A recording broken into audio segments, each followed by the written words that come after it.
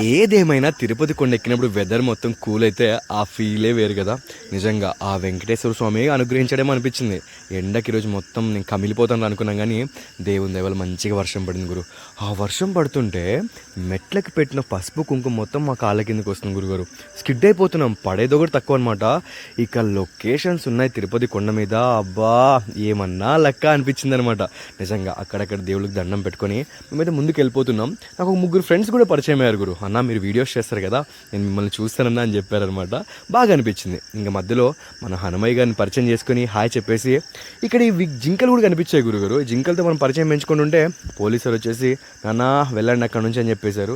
ఇక మధ్యలో లిక్విడ్స్ తీసుకుని అలా ముందుకు వెళ్తుంటే ఒక్కసారిగా 2000 మెట్లు కంప్లీట్ చేశా గురుగారు. దెబ్బకి దోల తీరిపోయిందనమాట. నా వల్ల కాదురా బాబు అని చెప్తుంటే అన్న వెళ్ళాలన్నా మనము వెళ్ళాలన్నా దర్శనం చేసుకోవాలి రండి అన్న అని చెప్పేసి పిల్లలైతే నన్ను మోటో చేశారు. ఇంకా ముందుకైతే కొనసాగేశాం. మోకాళ్ళ మెట్లు అనుకున్నాం గురుగారు. మోకాళ్ళ మెట్ల దగ్గర వచ్చేసరికి వ్యూ మాత్రం వేరే లెవెల్. నాకు తెలిసి వర్షాకాలంలో తిరుపతి మెట్లు ఎక్కితే చాలా అంటే చాలా బాగుంటుంది. మీ ఫ్రెండ్స్తో ఒకసారి ప్లాన్ చేయండి గురుగారు. పిచ్చగా ఎంజాయ్ చేస్తారు. లేదు సోలోగా వెళ్తాను అనుకుంటే ఇంకా బెస్ట్ ఆప్షన్ గురు. ఎవరికి మీరు అడ్డు చెప్పాల్సిన అవసరం లేదు. మీరు అయితే పిచ్చగా ఎంజాయ్ చేస్తారు. నెక్స్ట్ వీడియోతో వచ్చేస్తా. అంతవరకు అయితే మన పేజ్ని ఫాలో అవ్వాలి మరి.